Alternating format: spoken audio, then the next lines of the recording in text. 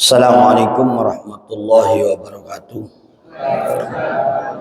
Alhamdulillahilladzi an'amana bi ni'matil iman wal islam walladzi farada alaina bisyam wassalatu wassalamu ala sayyidil arabi wal ajam sayyidina wa maulana Muhammadin khairil anam wa ala alihi wa sahbihi bararatil kiram amma ba'd. Walau subhanaka la ilma lana illa ma 'allamtana innaka antal alimul hakim. Rabbi shrah li sadri wa yassir li amri wahlul 'uqdatam min lisani yafqahu qawli. Shadaqallahul azim wa shadaqa rasul karim wa ballagha ala dzalika minasyahidin wasyakirin walhamdulillahi rabbil alamin. Fa ya ayyuhal hadirun usikum wa nafsi bi taqwallah faqad fazal muttaqun. Pak Ustadz Mulyadi, Pak Ustadz Saiful Mubarak, dan seluruh para santri Pondok Tahfidz Nurul Quran yang dimuliakan oleh Allah Subhanahu wa Ta'ala. Hadani Allah wa iyyakum. Alhamdulillah, pagi hari ini hari Jumat, hari ke-16 Ramadan 1447 Hijriah, kita masih diberikan kenikmatan kesehatan oleh Allah Subhanahu wa Ta'ala untuk bisa melaksanakan sholat subuh berjamaah sekaligus puasa ke-16 di Ramadan tahun ini, dilanjutkan dengan kegiatan rutin seperti biasa, zikir, doa, dan pembacaan surah Al-Kahfi, surah Yasin, dan surah Al-Waqiah. Mudah-mudahan semua rangkaian ibadah yang kita lakukan khususnya pada hari ini, baik sholat subuhnya, puasanya, zikir, doa, dan pembacaan Al-Qur'annya, semuanya menjadi amal soleh kita di sisi Allah Subhanahu wa Ta'ala. Dan mudah-mudahan ilmu yang kita pelajari terus bertambah. Selain menambah wawasan, juga menambah keimanan, ketakwaan kita kepada Allah Subhanahu wa Ta'ala. Dan mudah-mudahan Quran yang kita baca, kita pelajari menjadi pedoman kehidupan kita sehari-hari, menuntun kita ke jalan yang diridhoi oleh Allah Subhanahu wa Ta'ala, serta menjadi saksi dan syafaat kelak di akhirat. Amin ya Allah ya Rabbal alamin. Kita akan melanjutkan tafsir surah Al-Waqiah ayat ke-76 dan selanjutnya. A'udzu billahi minasyaitonir rajim. Bismillahirrahmanirrahim. Ayat 75. Fala uqsimu bimawaqi'in nujum innahu laqasamun law ta'lamuna 'adzim. Innahu laqur'anun karim fi kitabim maknun la yamassuhu illal mutahharun. Tanzilum min rabbil alamin afa bihadzal hadisi antum mudhinun. Fala uqsimu ay fa uqsimu bimawakin nujum, la-nya ziyadah, la zaidatun, la itu zaidatun huruf zaidah. Ay fa uqsimu mangkam bagi sapa isun yakin nujumi ing kelawan piro-piro tempat berada bintang masa kitiha li guru biha, yakni tempat-tempat tibae terjatuh nujum, li guru biha karena surupe nujum. Innahu an satuna qasam biha kelawan nujum, bagi kelawan nujum iku laqasamul yakti mbagi lau ta'lamuna lamun nuru sapa sira kabeh iku azimun kang agung. Aila kuntum min dawil ilmi la'alimtum azma hadzal qasmi. Kalau kalian tahu terhadap apa yang kalian ketahui, kalian dari bagian orang yang berilmu, maka kalian tahu bahwa itu adalah keagungan dalam pembagian bintang. Innahu ayyil matsluwa, yakni innal matlu alaikum la Qur'anun karim. Stune kang den waca alaikum ing atase sira kabeh iku la Qur'anun, yakni Qur'an karimun kang mulya. Fi kitabin ay maktubin, ing dalem kang den tulis, maknunin kang den jaga, ay musawwanin yakni atau masunin kang den jaga, wa al mushaf yakni utawi apa Quran yaiku al-mushafu mushaf. La yamassuhu,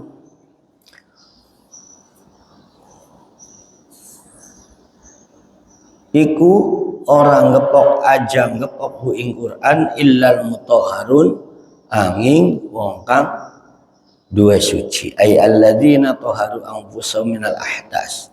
Ani pira-pira wong kang taharu kang suci anfusahum ngawak dheweke alladzina minal ahdasi saking pira-pira hadas. Tanzilun ay munazzalun kang den turunakun min rabbil alamin. Quran itu adalah diturunkan min rabbil alamin saking pangerane alam jagat raya kabeh. Apa bihadzal hadis anata maka lan ikilah Quran alil hadis kang isi cerita antum utawi sira kabeh iku mudhinun nganggap gampang mutahawinuna kang nganggap gampang mukadzibuna tur goro kabeh. Jadi Allah dengan kekuasaannya, dengan irodahnya, kudrah dan irodahnya, Allah membagikan, ya, membagi apa? Quran.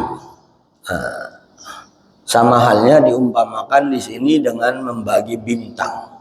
Jadi sini dalam tafsirnya aqil al-murmad wa akin nujum ay nuzulil Quran nujuma fa inna Allah ta'ala anzalahu minal lawhil mahfudhi minas sama'il ulya ila safara al-katibina jumlatan wahida fa najmuhu as-safarah ala Jibril wa ala Muhammad fi isyrina sana.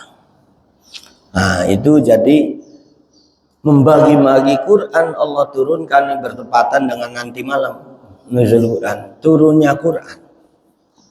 Jadi nuzulul Quran, turunnya Al-Quran, ditamsilkan, diibaratkan, diumpamakan, ya, yakni apa? Menurut Imam Al-Qatadah, sahabat Qatadah, waqilah ya manaziluha, wa huwa manaziluha qila al-murad wa nuzulul Quran. Jadi terpecah-pecah. Tidak seperti kitab terdahulu. Kalau kitab terdahulu satu kitab langsung blok gitu. Ya, baik Taurat, Zabur maupun Injil. Tapi kalau Quran itu turun dalam masa kurun waktu 23 tahun atau 22 tahun, ya. Terus apa? 2 bulan 22 hari atau digenapkan menjadi 23 tahun. Dari mulai masa Rasulullah diangkat menjadi Rasul, surah Al-Iqra, ya kan? Al-Alaq itu Iqra bismi rabbikal ladzi khalaq sampai Rasulullah wafat terakhir. Nah, jadi kurang lebih masa 23 tidak secara sekaligus. Sengaja Allah berikan kepada Rasulullah secara bertahap untuk memudahkan. Ya, untuk memudahkan. Ayatnya terbagi menjadi sekian ribu ayat, 6.666 ayat, terbagi menjadi 114 surah, terbagi lagi menjadi Makkiyah dan Madaniyah. Itu terinci seperti itu. Al-Quran diturunkan oleh Allah Subhanahu wa Ta'ala, dan ini merupakan, kalau kita ketahui, merupakan keagungan Allah Subhanahu wa Ta'ala atas peristiwa bahwa Al-Quran yang mulia itu diturunkan, ya, dari Allah melalui Jibril ke Rasulullah, yang mulanya adalah dari Lauhil Mahfud. Sana ada alam namanya Lauhil Mahfud, ya, papan yang dijaga. Di sanalah Quran aslinya, tulisan yang seperti kita baca sekarang di sana adanya. Terus diturunkan, ya, ke langit dunia. Dari langit dunia baru diturunkan ke Rasulullah. Makanya Al-Quran wa kalamullah al-munazzal minallahi ta'ala ila rasul amin biruhil amin al-muta'abbad bitilawatihi walau bi ghairi fahmi maknahu. Al-Quran itu adalah kalam Allah yang diturunkan oleh Allah pada Rasulullah SAW melalui malaikat Jibril. Nah, itu Quran yang menjadi ibadah walaupun tidak mengerti artinya saat kita membaca. Itu kehebatan dan kemuliaan keistimewaan Al-Quran. Karena kalau diharuskan semuanya ngerti, maka mungkin sedikit. Tapi lebih baik kalau kita berusaha bisa ngerti. Pahalanya double. Baca dari huruf yang tidak kita pahami artinya, kalimat yang tidak kita pahami artinya, kemudian kita pelajari kalimat itu menjadi tahu artinya, jadi double pahalanya ya. Jadi selain membaca Al-Quran juga kita memahami isinya, nah, itu lebih double ya, lebih double. Dan itu keagungan Al-Quran, dibaca tanpa tahu arti pun masih dapat pahala. Kalau tidak dapat pahala, tidak tahu artinya, sedikit yang ngerti. Baca Quran tahu sambil terus sambil tahu artinya. Nah, itulah istimewaan Al-Quran yang diturunkan, dijaga ya. Pertama, fi kitabim maknun, Quran itu ditulis dan dijaga. Siapa yang penjaganya? Allah Subhanahu wa ta'ala. Inna anzalnahu dzikra wa inna lahu lahafidun. Aku yang menurunkan al-dzikra, di situ Al-Quran, dan kami juga yang memeliharanya. Nah, di Al-Quran akan dijaga oleh Allah sampai hari kiamat. Otentik ya, kesuciannya, keakuratannya, kebenarannya sejak awal diturunkan sampai sekarang enggak. Jangankan untuk menghilangkan satu surah, satu baris saja hilang ketahuan. Jangankan satu baris, satu kata aja hilang. Misalkan wa innahu laqasamul law ta'lamuna adim, diganti wa innahu law ta'lamuna adim, qasamulnya hilang, itu ketahuan ya, kalimatnya enggak sesuai. Kalau kita belajar hafidz Quran bisa jadi nggak tahu karena kita baru belajar ya. Tapi kalau orang pakar bahasa, ahli sastra, ahli nahwu, sorobnya, balagonya, itu akan ketahuan kalimat itu hilang ya, karena tidak sesuai siakul kalam. Jadi jangankan satu surah, jangankan satu ayat, satu kata hilang aja itu bahaya, akan ketahuan orang-orang yang diberikan mandat oleh Allah ya, ilmu Quran, termasuk di dalamnya adalah ahli nahwu, ahli sorob, ahli bahasa Quran, itu ketahuan. Contohnya ya, kho titiknya hilang.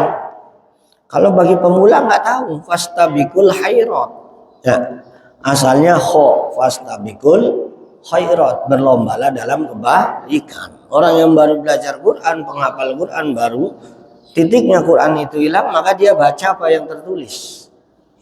Nah ini, dia baca fastabikul khairat ya, bukan khairat, khairat. Maka artinya jauh. Kalau fastabikul khairat pakai kho, itu artinya maka berlombalah dalam kebaikan. Tapi kalau fastabikul khairat, maka berlombalah dalam kebingungan. Loh, berlomba kok kebingungan? Jauh nggak? Jauh. Itu baru hilang titik. Itu Al-Quran dijaganya oleh Allah itu begitu sampai ya, melalui orang-orang yang diberikan kemampuan oleh Allah untuk menjaga Al-Quran. Selain para penghafal Quran, ada para ahli bahasa ya, pakar khairat. Nggak masuk akal, nggak semasa Allah memerintahkan berlomba dalam kebingungan. Nah, itu pasti ketahuan.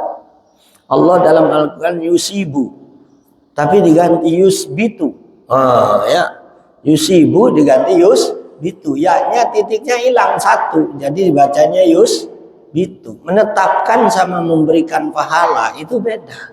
Tuh, jadi Quran akan terjaga dari sisi kalimatnya, dari sisi susunannya, dari sisi maknanya, dari sisi maknun dijaga, udah pasti. Dan kalau Allah yang jaga, itu pasti aman ya. Dan Quran di mana saja Allah jaga, maka Quran kalau nempel sama kita, kita akan dijaga itu sama Allah ya. Sering Abi umpamakan, kalau kita naruh dompet yang ada duitnya, itu pasti kita hati-hati ya. Tapi kalau dompet nggak ada isinya, kosong, apalagi dompet bekas, itu naruhnya sembarangan nggak apa-apa, uang hilang juga nggak ada isinya ya kan. Tapi kalau ada isinya, maka kita jaga dompetnya apa jaga duitnya ya? Jaga dompetnya apa jaga duitnya?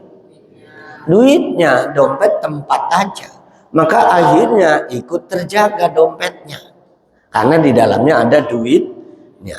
Berarti orang dagang dompet. Ya, kalau dompet yang dijual yang nggak ada isinya, ya ditaruh aja. Silakan pilih 100.000, 200.000, 100.000 3 dompet kok kosong. Tapi kalau ada yang isinya, taruh di tas atau taruh di kantong, dijaga karena ada isinya. Maka orang yang ada isinya Al-Quran dijaga sama Allah. Beda sama orang kosong yang nggak ada apa-apanya, kan beda, ya kan? Kalau diisi Quran otak kita, hati kita, jiwa kita, maka Allah akan jaga karena di dalamnya ada Al-Quran. Dijaga bukan hanya di dunia, sampai mati jasadnya dijaga oleh Allah karena ada Al-Quran. Mulia sekali orang yang mengisi otaknya, hatinya diisi dengan Al-Quran. Fi kitabim maknun, ya, dalam catatan yang dijaga. Dan ayat lain, wa inna anzalnahu dzikra wa inna lahu lahafizun. Makanya pakai mutakallim ma'al ghair, wa inna lahu lahafizun, melibatkan hamba-hambanya yang termasuk menjaga, memelihara Al-Quran. Salah satunya selain penghafal Quran juga apa? Seperti ini. Ini Quran akan ketahuan tulisannya nih. Oh, benar, tanzilum mir rabbil alamin. Oh, benar, la yamassuhu illal mutahhar. Kalau pakainya ditulisnya diganti, tadi titiknya dihilangin aja, itu jadi apa? Artinya sangat jauh. Nah, itu kehebatannya. Dari Quran makanya melahirkan selain hafalannya, melahirkan ilmu nahwu sharaf. Quran melahirkan ilmu balaghah, ma'ani bade bayan, dan kemudian Al-Quran melahirkan ilmu usul fikih. Al-Quran melahirkan macam-macam ilmu pengetahuan. Nah, itu karena ada Quran. Jadi seluruh ilmu pengetahuan itu semua lahir dari Al-Quran. Ada kedokteran, ada matematika. Al-Quran mengisyaratkan matematika. Mana? Yaitu tentang hisab, perhitungan. Ya, wasyamsa wal qamaru bihusban. Matahari dan bulan sebagai alat hitung. Kita tahu nanti sholat duhur jam 12:07 karena ada matahari dan bulan. Itu lahir ilmu falak. Ya, ilmu hisab. Nanti asar kalau isbat terus setiap sholat sidang isbat, ya repot. Ya kan? Udah diketahui bisa dihitung. Nanti siang jam sekian, asar sekian, bahkan 1 tahun, 5 tahun, 10 tahun lagi itu udah diketahui. Kapan itu sholat duhur tahun 2025, kapan sholat duhur tahun 2050. Udah kehitung. Nah, berarti melahirkan apa? Ilmu pengetahuan.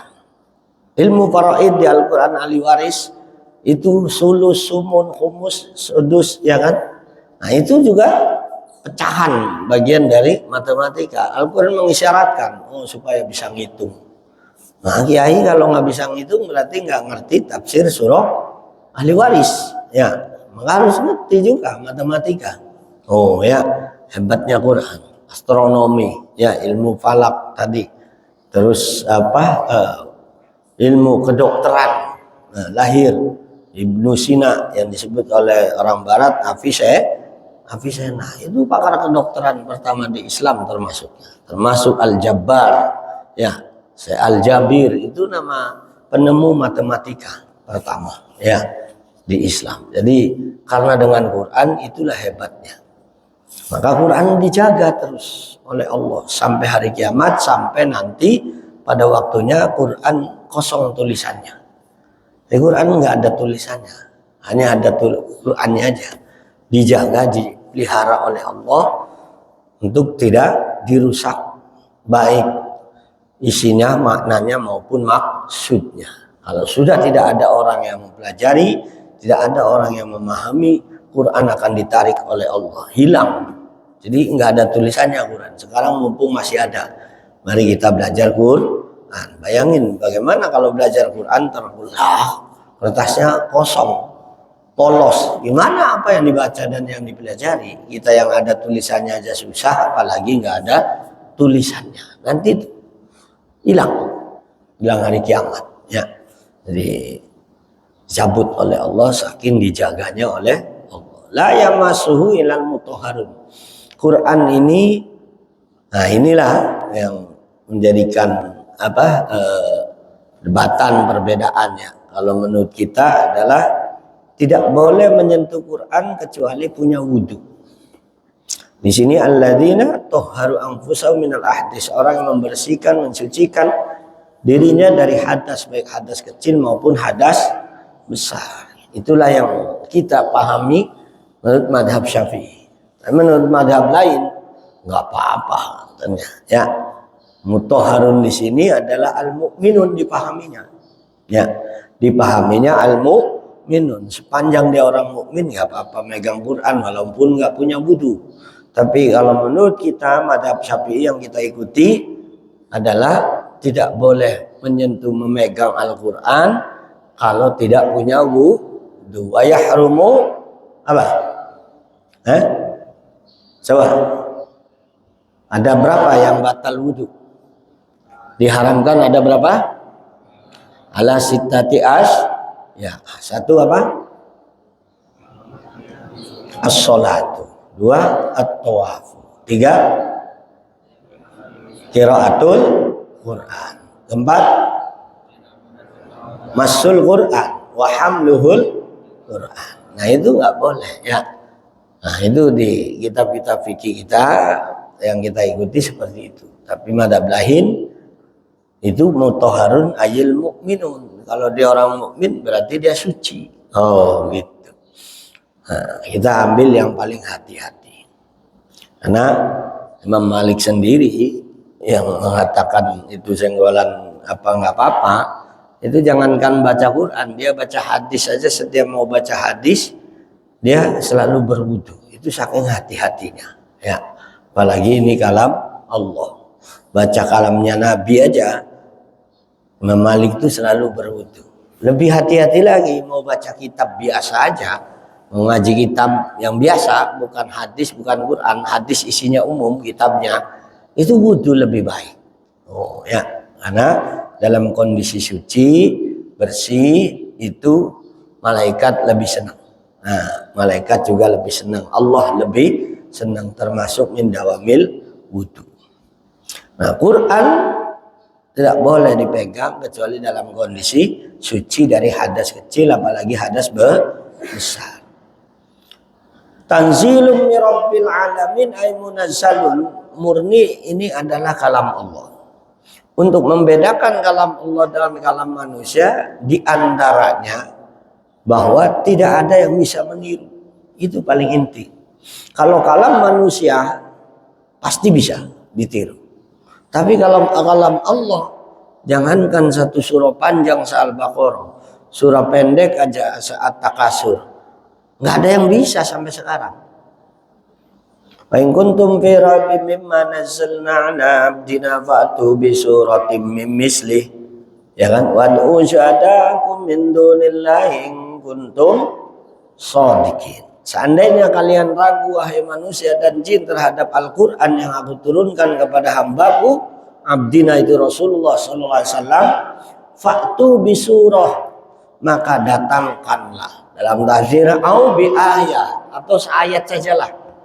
Bikin Al-Quran satu surah, apalagi Al-Baqarah, sesurah At-Takasur aja sampai sekarang ada yang bisa. Kalau kamu nggak bisa sendirian, wad'u syuhada'akum ay akabirakum au apa min ahlikum min apa orang yang ulamaikum, panggillah ya semua dari pembesar-pembesar kalian, tokoh-tokoh kalian, ilmuwan-ilmuwan kalian, baik ilmuwan nahwu sorobnya, bahasa Arabnya, pakar sejarahnya, bikin Al-Quran satu surah atau seayat saja. Kumpul semua para ahli untuk membuat Al-Quran, nggak bakalan bisa, nggak bakalan. Itu yang membuktikan bahwa Quran itu bukan kalamnya manusia, bukan kalam Nabi. Tapi kalau kalamnya manusia, itu banyak yang bisa niru, ya, banyak yang bisa niru. Imam Syafi'i bikin syair begini, Imam Anu bikin syair begini, ini Imam bikin syair begini, ya itu bisa. Karena ulama ini bikin kitab ini, ulama ini bikin kitab ini, nulis kitab ini bisa. Tapi coba bikin Al-Quran. Nah itu yang paling mencolok. Karena dari sisi bahasa, dari sisi susunan bahasa, kedalaman bahasa, kesempurnaan bahasa, itu sulit nanti. Karena dari Allah yang maha sempurna, tentu kalamnya juga sempurna. Qul huwallahu ahad, Allahus samad, lam yalid wa lam yulad wa lam yakul lahu kufuwan ahad. Kalau secara ilmu saja bade itu kalimat sempurna sekali. 4 baris kalimatnya akhirannya sama, ad semua. Itu gak gampang. Udah gitu dari sisinya. Uraian maksud tujuan apa yang ada dalam surah itu, Masya Allah, pas terkait dengan sifat Allah yang memang esa. Sesuatu yang satu itu tidak mungkin ada faktor lain. Salah satu faktor lain itu ada yang terkait dengan dirinya. Makanya tidak punya anak, tidak punya orang tua. Nggak mungkin dia esa kalau dia masih punya bapak, berarti ada temennya. Enggak mungkin dia esa kalau dia ada ibunya, berarti ada yang melahirkannya. Kalau ada yang melahirkannya, ada ibunya, ada bapaknya, berarti bertiga nantinya. Itu mustahil. Berarti enggak esa, enggak tunggal. Nah itu kandungan, Masya Allah. Makanya disebutnya surah Al-Isra. Walam yakul lahu kufuwan ahad. Kemudian Allah itu adalah tidak ada yang menyamai. Nggak mungkin disebut esa kalau ada yang menyamai. Berarti ada duanya, ada persamaannya. Benar nggak? Wah mirip banget itu sama Roma Irama. Berarti seakan-akan Roma Irama ada dua. Entah mirip suaranya, entah mirip jenggotnya, ya, entah mirip gayanya. Kan orang ada yang mirip-miripin gaya-gayanya mirip. Benar nggak? Nah, itu Allah nggak bisa digaya-gayain mirip Allah. Ya nggak bisa. Apanya miripnya? Wong kalian ngantuk melulu kata Allah. Nah kalau saya tidak pernah ngantuk. Kalian kalau nggak makan lapar, saya nggak perlu makan. Oh maka beda. Ya kalian akan hancur, saya nggak pernah hancur. Walam yakul lahu kufuwan ahad. Karena itu esa tunggal tidak akan sama, maka Allah tempat bergantung. Karena Allah maha sempurna. Nah itu diisi kandungannya. Wah coba ada orang bisa bikin, nggak usah surah panjang, Al-Ikhlas saja. Wah ini orang Arab bikin, ya waktu itu sombongnya bikin surah namanya sama kayak Al-Fil, surah gajah. Kalau kita surah gajah bukan menerangkan gajah, tapi menerangkan peristiwa di mana ada pasukan gajah yang dibombardir dengan pasukan ababil. Dia nerangin gajah, al-gajah, ya kan? Bahasa Arab tapi gajah itu perutnya gede, belalainya panjang, telinganya gede. Itu nggak ada kandungan makna yang dalam. Itu mah anak kecil juga bisa, ya kan? Sama kayak misalkan surah sapi. Sapi itu adalah hewan yang kulitnya bisa dipakai, dagingnya bisa dimakan, kotorannya buat dijadikan pupuk. Itu mah sama, kambing juga bisa. Bener nggak? Nah, jadi nggak bakalan bisa sampai hari kiamat. Sekalipun kumpul semua manusia, para ahlinya semua kumpul jadi satu sedunia ini, terus bikin satu surah Al-Quran nggak bisa. Nggak usah satu surah, satu ayat tadi juga nggak bisa. Kuntum perabim mimma nazalna ala abdina fa'tu bi suratim mim misli wad'u syuhada'akum min dunillahi in kuntum shadiqin fa illam taf'alu wa lan taf'alu. Dan kalian kalau itu kalian lakukan, maka selamanya kalian tidak akan menghasilkan. Itu Allah jamin, nggak akan ada yang bisa bikin Quran, ya, menyusun Quran tandingan. Quran bukan dari Allah, nggak akan bisa. Tanzilum mirabbil alamin. Maka apa bihadal hadis antumul inun. Kalian jangan anggap remeh, jangan anggap sepele terhadap Al-Quran. Ya, disebut juga Al-Quran taradifnya, sinonimnya dengan kata hadis karena Quran banyak bercerita. Hadisun cerita itu, ya, banyak beritanya. Itu Quran memang demikian. Cerita tentang masa lalu, cerita yang sekarang, cerita yang akan datang, cerita yang di hari akhirat. Itu Quran. Nggak ada dalam teori ilmu manapun bisa memprediksi sesuatu yang benar. Ya, kejadiannya ribuan tahun ternyata benar. Misalkan al-yawma nunajjikum bibadanikum, ya kan? Cerita tentang Nabi Musa, Fir'aun tenggelam di al-yawma nunjikum, aku selamatkan engkau Musa, ya kan? Engkau Fir'aun. Nah, apa litakun ayatan khawfan min qauman min khalfika, aku ingin jadikan engkau, badanmu, jasadmu itu menjadi bukti tanda nyata bahwa benar itu adanya untuk kaum-kaum setelah kamu. Orang tenggelam di laut itu jangankan ribuan tahun, seminggu aja udah pindah tempat. Orang jatuh pesawat di Kerawang, jasadnya ada yang ketemu di Indramayu, jasadnya ada yang ketemu di Sumedang. Karena arus bawah laut itu kencang, ya, harus bawa air dalam laut. Jadi orang yang tenggelam ke bawah biasanya enggak terus di situ. Tapi Fir'aun ribuan tahun tenggelam di Lautan Merah, jasadnya utuh. Ribuan tahun, biasanya enggak utuh, hilang. Kalau enggak dimakan ikan atau dihancur. Tapi itu Allah buktikan ayat itu benar. Aku selamatkan jasadmu. Jasadnya itu masih, dan sampai sekarang tuh di Mesir masih ada mumi Fir'aun. Ada museum paling mahal, refreshing wisata paling mahal di Mesir itu adalah Museum Fir'aun. Tulisannya Museum Fir'aun. Abi udah pernah ke sana. Itu mahal masuknya, ya. Kalau yang piramida, kalau yang Alexandria dan sebagainya itu murah. Tapi kalau masuk situ dan paling ramai. Karena orang penasaran. Rata-rata turis-turis luar negeri juga banyak ke situ. Pengen lihat kisah Fir'aun jasadnya kayak apa. Macam-macam, ada Ramses I, Ramses II, Ramses III. Jadi di situ Ramses itu nama, kalau sekarang itu Gajah Mada, bukan nama asli, ya, tapi nama kerajaan. Makanya Ramses II, Ramses III, nama aslinya lain lagi. Nah itu Fir'aun. Wujud Al-Quran nyata, cerita tentang keselamatan Fir'aun ada, itu ada. Allah buktikan, nah itu kebenaran Al-Quran. Ribuan tahun yang lalu Fir'aun tenggelam, di situ masih ketemu. Justru ketemunya sama orang kafir. Diteliti ayat itu benar enggak ini? Ternyata sampai ke dasar laut, oh ternyata jasadnya masih ada. Bayangin, 300 orang kurang lebih, kapal jatuh di Mamuju, Sulawesi, Adam Air dulu. Itu satu pun nggak ada yang ketemu. Padahal pakai kapal induk Amerika untuk menyelam, mencari jasad yang tenggelam. Nggak ketemu. Tapi Fir'aun ketemu. Karena apa? Allah sudah janji. Ya.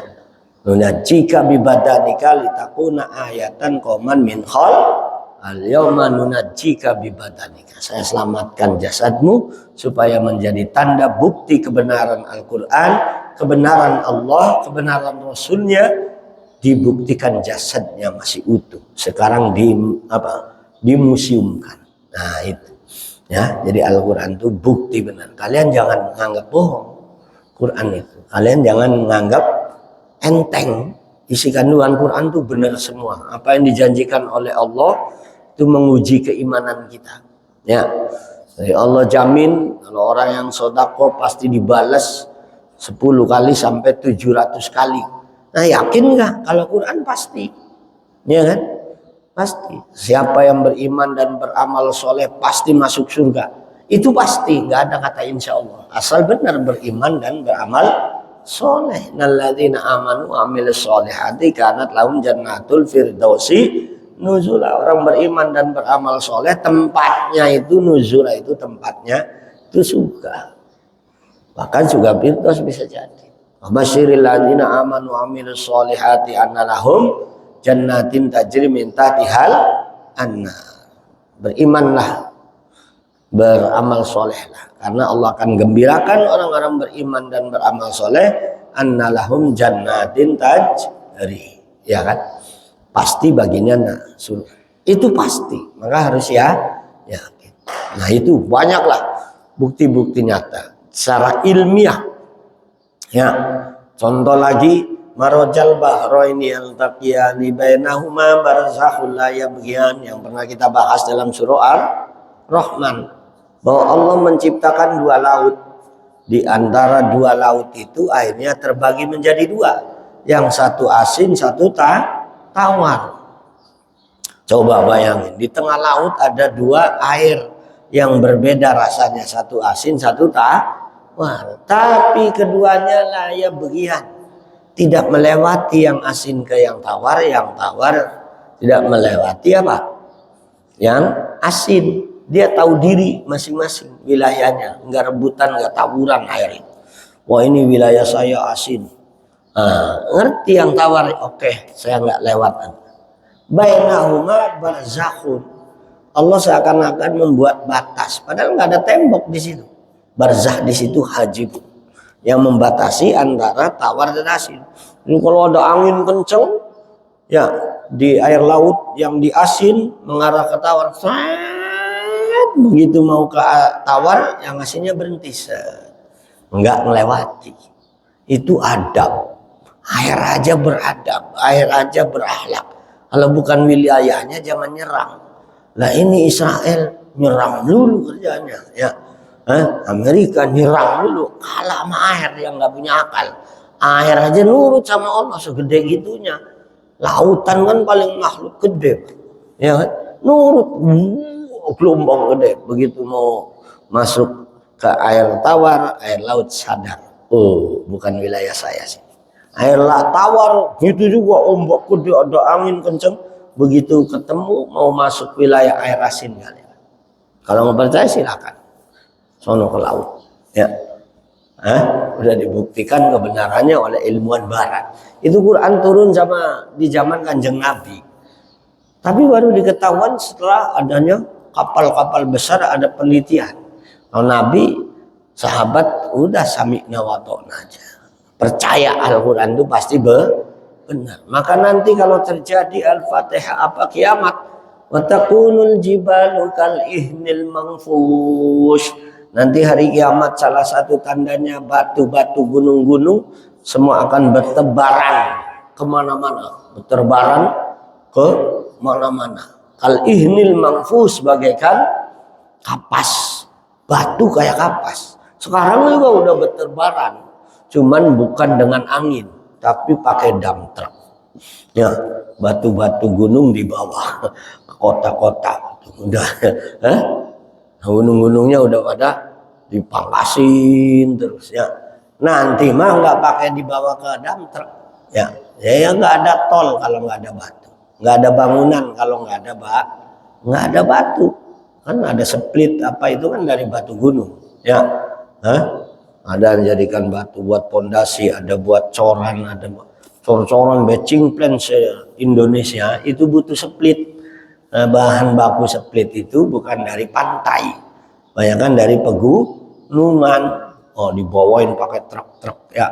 Nanti mah berterbangan bukan pakai truk, terbangan kayak kapas batu itu, bener nggak? Nanti aja kalau ketemu, ya.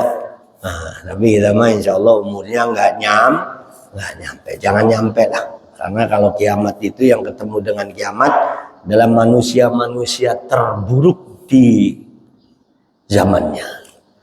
Kalau ada orang ketemu dengan kiamat besar, itu orang terburuk, ya, karena sudah tidak ada orang beriman zaman itu. Kalau masih ada orang ngaji, masih ada orang hafal Quran, masih ada orang tahlil, itu nggak bakalan kiamat, ya. Tahu apa? La taqumu sa'atu hatta tadhhaba la ilaha illallah.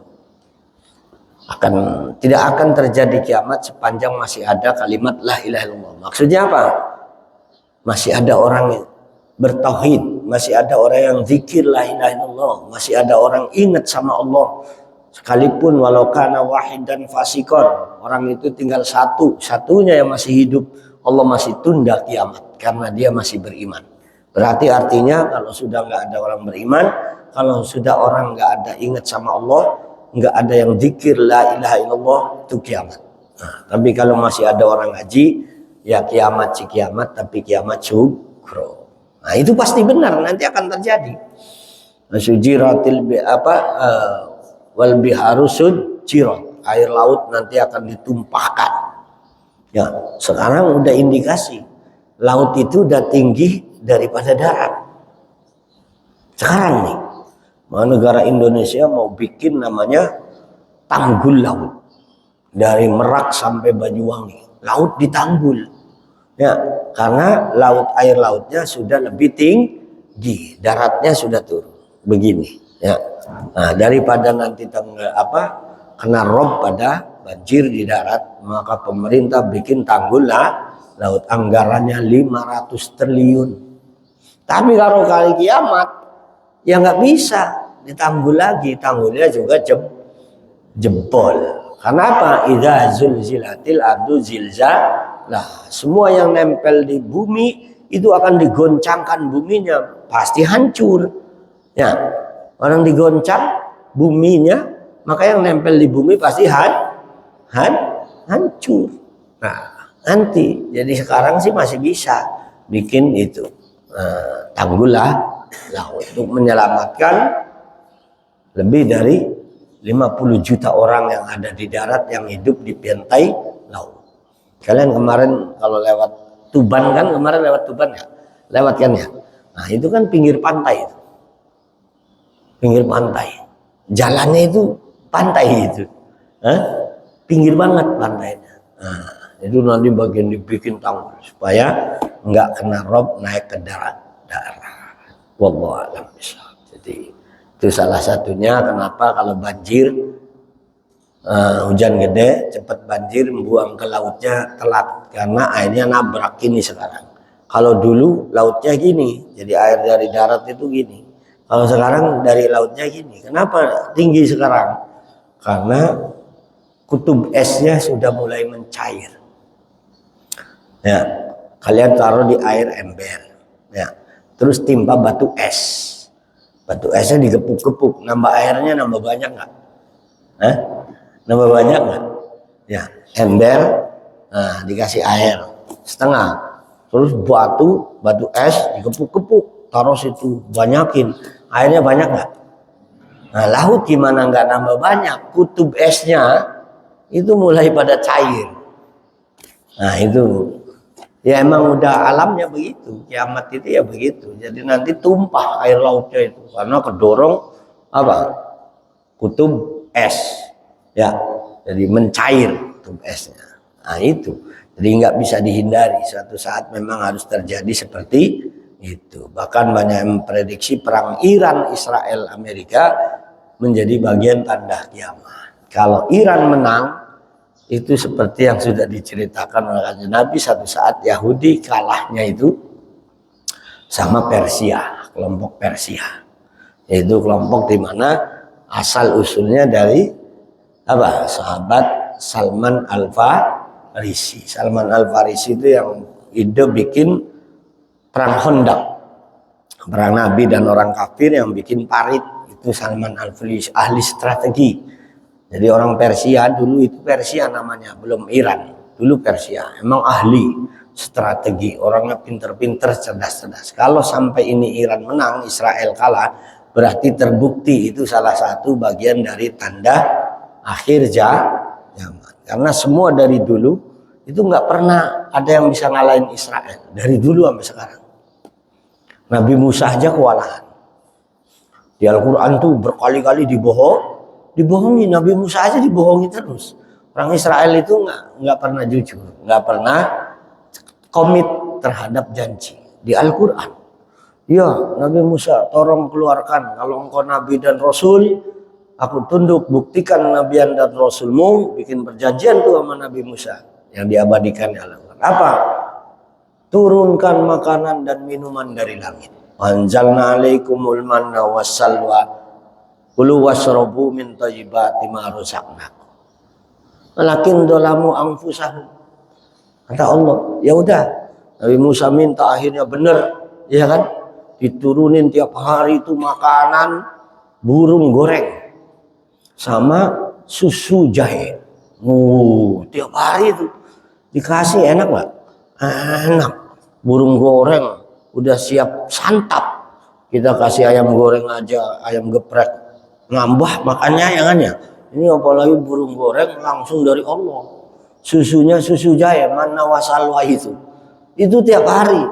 Orang. Terus Nabi Musa bilang, tapi tolong jangan serakah ya, ambil secukupnya karena Allah sediakan tiap hari akan turun. Cukup ngambil sekeluarga secukupnya, jangan ada yang nyimpen. Tapi pada serakah orang Israel. Dibilang untuk sehari ganti, nanti tiap hari dikirim, pakainya drigen gede. Pakainya ember gede. Akhirnya di-stop sama Allah. Nah itu tuh orang Israel dari dulu. Ya, banyak sekali kebohongannya. Maka ya jangan harap Israel bikin perdamaian, bikin segala macam, itu akan terwujud. Sulit. Nabi Musa aja kewalahan, nabi-nabi yang lain juga kewalahan. Bahkan tidak sedikit termasuk Nabi Zakaria itu dibunuh oleh kaum Bani Israel. Apalagi orang sekarang ya kecil. Ya, Palestina, Iran, semuanya. Tapi mudah-mudahan, nggak tahu, Allah alam mana yang menang. Karena sekarang mau dikeroyok Iran ini ya. Mau dikeroyok sama apa lagi? Iran, Amerika, Inggris, Prancis, Jerman. Mau ngeroyok. 1 melawan 6. Bahkan negara-negara Arab seperti Uni Emirat Arab, Arab Saudi sendiri mau membelanya Israel. Mau bergabung dengan Israel. Ya, 1 dikeroyok, biar hebat kayak apa juga, tapi atas pertolongan Allah sih bisa aja. Kita lihat selanjutnya, insya Allah kita doakan umat Islam di dunia segera bersatu dan memenangkan atas kelompok Israel dan sekutunya. Demikian, mudah-mudahan ada manfaatnya, menjadi amal soleh kita di sisi Allah Subhanahu wa Ta'ala, dan selalu kita diberikan kemudahan dalam segala urusan, dimudahkan dalam belajar, menghafal Quran dan ilmu lainnya bermanfaat buat diri kita, buat keluarga, buat agama, nusa dan bangsa. Serta kita doakan semuanya, mudah-mudahan pembangunan, pengembangan pondok ini menjadi pondok yang bermanfaat, maslahat buat agama, nusa dan bangsa, diberikan kemudahan dalam segala urusannya, diluaskan rezekinya, berkah halal untuk mencukupi pembangunan sampai selesai sehingga berjalan lancar semuanya. Al-Fatihah. A'udzubillahi minasyaitonirrajim. Bismillahirrahmanirrahim. Alhamdulillahirabbil alamin arrahmanirrahim maliki yaumiddin. Iyyaka na'budu wa iyyaka nasta'in. Ihdinas siratal mustaqim siratal ladzina an'amta 'alaihim ghairil maghdubi 'alaihim waladdallin. Amin. Dan yang kedua, kita doakan semua para donatur yang telah memberikan sebagian rizkinya, infaknya, sodakonya untuk pembangunan fisik pondok, masjid, dan membantu kegiatan-kegiatan pondok. Mudah-mudahan khususnya Pak Haji Sujatmiko sekeluarga, semuanya mudah-mudahan diberikan panjang umur, diberikan kemudahan dalam segala urusannya, diluaskan rizkinya, dan mudah-mudahan diberikan keistiqomahan dalam berbuat baik sampai akhir hayat, sehingga semuanya meraih husnul khotimah. Al-Fatihah. A'udzubillahi minasyaitonirrajim. Bismillahirrahmanirrahim. Alhamdulillahi rabbil alamin arrahmanirrahim maliki yaumiddin. Iyyaka na'budu wa iyyaka nasta'in. Ihdinas siratal mustaqim siratal ladzina an'amta 'alaihim ghairil maghdubi 'alaihim waladdallin. Amin. Subhanakallahumma bihamdika asyhadu an la ilaha illa anta astaghfiruka wa atubu ilaik. Terima kasih, kurang lebihnya mohon maaf. Wallahul muwaffiq ila aqwamit thoriq. Wassalamualaikum warahmatullahi wabarakatuh. Alhamdulillah.